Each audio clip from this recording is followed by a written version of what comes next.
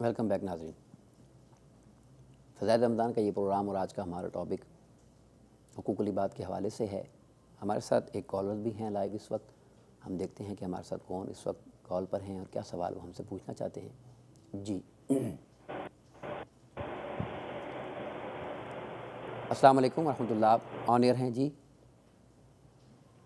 جی وعلیکم السلام ورحمۃ اللہ وبرکاتہ. کیسے ہیں علامہ صاحب آپ؟ جی الحمدللہ. آپ ٹھیک ہیں؟ ماشاءاللہ آپ کے پروگرام ہم سنتے ہیں. ٹی وی ماشاء ون اللہ. کا بھی شکریہ اور آپ کا بھی شکریہ. بہت اچھا ماشاءاللہ آپ ایجوکیشن دے رہے ہیں بہت اور شکریہ. خصوصاً پھر اردو لینگویج میں. تو بہت میرے شکریہ. پاس دو سوالات ہیں. جی جی ایک سوال تو یہ ہے کہ کیا ویسے ٹاپک تو آپ نے حقوق العباد بتایا ہے، تو ایک چھوٹا سا سوال روزے کے حوالے سے ہے جی جی کہ کیا دوران روزہ ہم آئی ڈراپ ڈال سکتے ہیں یا نہیں؟ ایک اچھا. سوال یہ ہے. اور دوسرا سوال میرا یہ ہے حقوق العباد کے حوالے سے جی جی کہ آپ کی گفتگو سے ماشاءاللہ پتہ چلتا ہے کہ ایسے کہ جیسے آپ کا تعلق کوئی منہاج القرآن سے ہے، جی ڈاکٹر جی طاہر القادری صاحب سے ہے. جی الحمدللہ تو الحمدللہ. ماشاءاللہ کیا یو ایس اے میں انہوں نے کوئی ایسا سلیبس، کوئی ایسا کوئی کتابیں کچھ تیار کی ہیں کہ جو ہم بچوں کو اچھے طریقے سے پڑھا سکیں، بچوں کی اچھی تربیت کر سکیں، اپنی جی اولاد کی اچھی تربیت کر سکیں؟ کوئی ایسا سلیبس کوئی یو ایس اے میں بنا ہوا ہے؟ یہ میرے دو سوالات ہیں. بہت شکریہ. بڑی مہربانی اگر آپ اس کا جواب دے دیں تو. بہت شکریہ. بہت شکریہ. جی آپ نے دو سوال پوچھے ہیں. ایک سوال آپ نے روزے کے حوالے سے پوچھا اور ایک سوال آپ نے حقوق العباد میں اپنی اولاد اور آنے والی نوجوان نسلوں کے حوالے سے پوچھا ہے. روزے کے حوالے سے آپ نے یہ پوچھا کہ روزے کی حالت میں آئی ڈراپس بیماری کی صورت میں یوز کیے جا سکتے ہیں یا نہیں. تو یہ بات ذہن نشین کر لیجئے. آئی ڈراپس ہوں یا وہ ایئر ڈراپس ہوں یا نوز ڈراپ ہوں، جب بھی آپ ڈراپس ڈالتے ہیں تو آپ خود محسوس کریں گے کہ اس کا ذائقہ سیدھا آپ کے حلق تک چلا جاتا ہے. تو جب وہ ذائقہ آپ کے حلق تک چلا جاتا ہے تو اس کا مطلب یہ ہے کہ آپ کا روزہ ٹوٹ جاتا ہے. تو روزے کے دوران ان ڈراپس کو استعمال کرنے سے اجتناب کرنا چاہیے اور بچنا چاہیے. اگر آپ کی طبیعت زیادہ خراب ہے اور آپ اس کے بغیر رہ نہیں سکتے یا آپ کو تکلیف ہو جانے کا اندیشہ ہے، تو ایسی صورت میں شریعت نے اور اسلام نے آپ کو رخصت دی ہے کہ آپ بیماری کے صورت میں اپنے روزے کو مؤخر کر سکتے ہیں اور اسے رمضان کے بعد اپنی تعداد کو اور گنتی کو پورا کر سکتے ہیں. دوسرا سوال آپ نے یہ پوچھا کہ بچوں کی تربیت کے لیے اور ان کی اچھی نشو و نما کے لیے اور ان کو اسلامی تعلیمات پہنچانے کے لیے کیا کوئی سلیبس ایسا تیار ہے یا نہیں. تو یقیناً ایسا سلیبس تیار ہے. آپ منہاج القرآن کے مراکز پر رابطہ کر کے اس سلیبس کو حاصل کر سکتے ہیں. اگر آپ ہیوسٹن میں ہیں تو آپ ہمارے ساتھ رابطہ کیجئے اور مسجد غوث اعظم سے آپ کو سلیبس مل سکتا ہے. اس کے علاوہ پورے یو ایس اے میں جہاں جہاں ہمارے مراکز ہیں آپ وہاں پر رابطہ کر کے اس سلیبس کو حاصل کر سکتے ہیں اور اپنے بچوں کی اچھی نشو و نما اور تربیت یقیناً ہمارا فرض ہے اور ضروری ہے. جیسا میں نے آپ کو پہلے کہا کہ یہ اولاد کا حق ہے اور ماں باپ پر فرض ہے کہ وہ اس کو دین اسلام کی تعلیم سے روشناس کرے. یہ حدیث پاک میں نے پہلے بھی بیان کی تھی اور پھر کرنا چاہتا ہوں. آقا علیہ السلام نے فرمایا کل مولود یولد علی الفطرہ، ہر پیدا ہونے والا فطرت پر، فطر اسلام پر اور مسلمان پیدا ہوتا ہے. اب یہ ماں باپ ہیں اس کے جو اس کو کیا بنا دیتے ہیں. جی تو ہم یہ ماں باپ کی ذمہ داری ہے کہ وہ اس کو اسلام پر قائم رکھیں. ایک اور کالر ہے ہمارے ساتھ. جی السلام علیکم ورحمۃ اللہ وبرکاتہ. جی السلام علیکم علامہ صاحب. میں کلیم کھوکھر بات کر رہا ہوں کینیڈا سے. وعلیکم کیسے ہیں آپ؟ السلام خیریت ورحمۃ سے ہیں؟ اللہ. الحمدللہ. آپ سنائیے. جی شکر الحمدللہ جناب. بہت اچھا پروگرام ہے ماشاءاللہ آپ کا. بڑی بہت نالج ملتی ہے اور بہت بڑی شکریہ. بیسک چیزوں کا ہمیں جو ہے وہ معلوم پڑتا ہے. بہت شکریہ. میرا آج کے ٹاپک کے حوالے سے ایک سوال ہے جی جی اور وہ یہ ہے کہ اگر انسان کسی سے کوئی زیادتی کر بیٹھے اور وہ بعد میں اس کو اس بات کا شدت سے احساس ہو جائے اور وہ ان سے معافی مانگ لے، جی جی لیکن وہ دوسرے صاحب جو ہیں وہ معاف نہ کرنا چاہیں جی جی اور تعلق کو توڑے رکھیں، تو اس صورت میں حقوق العباد کی حق تلفی کا ذمہ دار کون ہوگا؟ بہت شکریہ. بہت شکریہ. بہت اچھا آپ نے سوال کیا اور اکثر لوگ اس سوال کے بارے میں ہمیشہ پوچھتے رہتے ہیں. میں آقا علیہ السلام کی ایک حدیث پاک یہاں پر کوٹ کر کے آپ کو سوال کا جواب دینا چاہوں گا.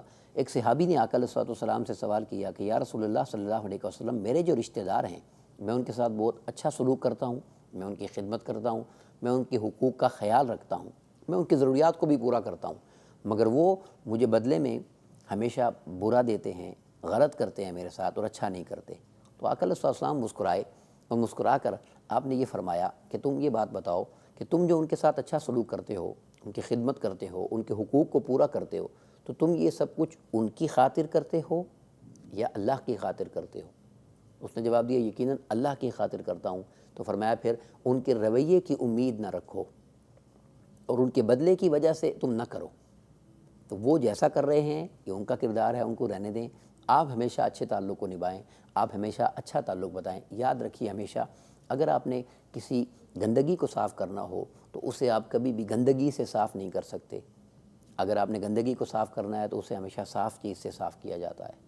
تو اور ایک اور بڑا اچھا جملہ جو بزرگوں نے کہا کہ کوئی اگر برا کام نہیں چھوڑتا تو ہم اچھا کام کیوں چھوڑیں؟ تو آپ اس کو اچھے رویے سے، اچھے انداز سے، محبت کے ساتھ ٹریٹ کرتے جائیں۔ جیسے کہ آقا علیہ السلام پر وہ عورت جو روزانہ کوڑا پھینکا کرتی تھی، روزانہ کوڑا ڈالا کرتی تھی، آقا علیہ السلام اس کے گھر تشریف لے گئے، جس دن وہ نہیں آئی اس کے گھر میں صفائی کر دی، پانی بھر دیا، تو آپ نے اس کے اس برے کردار کو اپنے اچھے کردار سے اور اخلاق حسنہ سے ایسا دھویا کہ وہ آپ کی غلامی میں آ گئی۔ تو یہ وہ خاص باتیں ہیں اور یہی ٹاپک ہے اور یہی اسلام ہمیں دینا چاہتا ہے۔ آپ جب کسی کے ساتھ اچھا ٹریٹ کرتے ہیں اور جب کسی کے ساتھ آپ اچھا حسن سلوک نبھاتے ہیں تو یہ بات یاد رکھ لیں کہ آپ اس سے کوئی اجر نہیں چاہتے، آپ اس سے کوئی بدلہ نہیں چاہتے۔ آپ جو عمل کریں وہ اللہ کی رضا کے لیے کریں اور اللہ کی خوشنودی کے لیے کریں، ورنہ اگر آپ کسی سے ریوارڈ لینے کے لیے اور بدلہ لینے کے لیے آپ کریں گے تو پھر اس کا اجر تو آپ کو دنیا میں مل جائے گا، اور یہ اجر تو کسی کام کا نہیں، ختم ہو جانے والا ہے۔ حقیقی اجر تو وہ ہے جو اللہ کی بارگاہ سے انسان کو ملنا ہے اور جو آخرت میں جا کے انسان کو ملنا ہے۔ اس لیے ہمیں چاہیے کہ ہم ہمیشہ ہر کسی کے ساتھ اچھا سلوک کریں، اچھا تعلق رکھیں، محبت کے ساتھ رہیں، تاکہ ایک وقت آئے کہ وہ بھی اس بات کو دیکھ کر، اس کردار کو دیکھ کر، اس سچائی کو دیکھ کر اس کی برائیوں کو بھی اللہ رب العزت دور فرمائے اور اسے بھی پاکیزگی اور طہارت عطا کرے۔ یہی تعلیمات آقا علیہ السلام کی سیرت طیبہ کی ہیں، یہی تعلیمات قرآن و حدیث کی ہیں۔ اور اگر آج امت مسلمہ بحیثیت مسلمان میری آپ کی ہر کلمہ گو کی یہ ذمہ داری ہے کہ وہ اپنے کردار سے، وہ اپنے اخلاق سے، وہ اپنے معمولات سے، وہ اپنی گفتار سے اور اپنے ایک ایک عمل سے دنیا کو یہ دکھائے کہ اسلام وہ نہیں ہے جو اس وقت دنیا میں افسوس کے ساتھ تمہارے سامنے پیش کیا جاتا ہے، اسلام وہ ہے جو ہم تمہیں کر کے دکھا رہے ہیں۔ ہمیشہ ایک ایک بندہ آگے بڑھتا ہے اور اپنی تبدیلی کا سامان کرتا ہے تو اللہ رب العزت اس میں برکت عطا کر دیتا ہے۔ سامعین دی وقار، حقوق العباد کے اس مضمون کو ماہ رمضان کے ساتھ اگر ریلیٹ کر کے میں اور اگلی بات کرنا چاہوں تو وہ یہ ہے، ایک اور بڑی خاص بات ہے جو میں آپ کے سامنے رکھنا چاہتا ہوں، اور ایک غلط فہمی سی ہے جو نہ جانے کیسے ہمارے سوچ میں آئی ہوئی ہے، اس کو ذرا میں ازالہ کرنا چاہ رہا ہوں کہ ہم نے اس زکوٰۃ کو رمضان کے ساتھ جوڑا ہوا ہے۔ ایسا کوئی معاملہ نہیں ہے، رمضان کے اندر زکوٰۃ دینا فرض نہیں ہے۔ زکوٰۃ کا سادہ سا اصول اور قاعدہ یہ ہے کہ جب اس مال پر ایک سال گزر جاتا ہے تو وہ زکوٰۃ دی جاتی ہے۔ وہ ضروری نہیں کہ وہ ایک سال ہمارا رمضان میں ہی پورا ہو، تو رمضان سے ہٹ کر رمضان سے پہلے اور بعد میں پورا ہو سکتا ہے۔ جب اس مال پر ایک سال گزر جائے پھر اس کی زکوٰۃ ادا کی جاتی ہے۔ اب سوال یہ پیدا ہوتا ہے کہ رمضان میں اس کا اہتمام کیوں کیا جاتا ہے؟ تو اس لیے کہ رمضان کی برکت اور فضیلت اور فضائل رمضان جو ہم جس پہ بات کر رہے ہیں وہ یہی تو ہے کہ اس میں جب انسان ایک نفل عبادت کرتا ہے تو یہ مہینہ اللہ کو اتنا پسند ہے، اتنی رحمت و برا یہ مہینہ ہے اور یہ ایام ہے کہ اللہ رب العزت اس ماہ میں نفل عبادت کا ثواب فرض کے برابر عطا فرماتا ہے، اور جو فرض ہے اس کو 70 گنا زیادہ کر دیا جاتا ہے۔ تو چونکہ زکوٰۃ ادا کرنا فرض ہے تو وہ 70 گنا کی فضیلت، شان، برتری حاصل کرنے کے لیے رمضان میں لوگ زکوٰۃ دیتے ہیں تاکہ ہمیں وہ شان اور وہ فضیلت نصیب ہو جائے۔ لیکن اس کا اہتمام ضرور کریں اور یاد رکھیں کہ اس کو صرف رمضان کے ساتھ مشروط نہ کریں۔ جب انسان پر ایک سال اس کے مال پر پورا ہو جاتا ہے تو اس میں سے جتنا حصہ زکوٰۃ بنتا ہے وہ انسان کو دینا چاہیے، کیونکہ آقا علیہ السلام نے فرمایا، حضرت علقمہ رضی اللہ تعالیٰ اس حدیث کے راوی ہیں، فرمایا ان تمام اسلامکم، تمہارے اسلام کی تکمیل یہ ہے۔ ہم سمجھتے ہیں کہ شاید اسلام نماز سے پورا ہو جائے گا، حج کرنے سے پورا ہو جائے گا، نہیں۔ جو خاص پیغام آقا علیہ السلام نے دیا، ان تمام اسلامکم، تمہارا اسلام جو ہے اس کی تکمیل یہ ہے، اور وہ مکمل تب ہوتا ہے ان تؤدوا زکوٰۃ اموالکم، جب تم اپنے مال کی زکوٰۃ دیتے ہو۔ یعنی انسان اگر نماز پڑھتا رہے، انسان حج کرتا رہے، سارے معاملات کرتا رہے اور زکوٰۃ نہ دے تو اس کا دین کبھی پورا نہیں ہوتا۔ ہمارے ساتھ ایک اور کالر ہیں، ان سے دیکھتے ہیں اور کیا جاننا چاہتے ہیں۔ جی،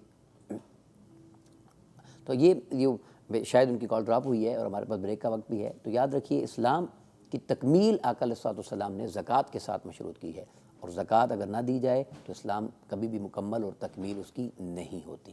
بریک کا وقت ہے، بریک کے بعد انشاءاللہ دوبارہ ملتے ہیں۔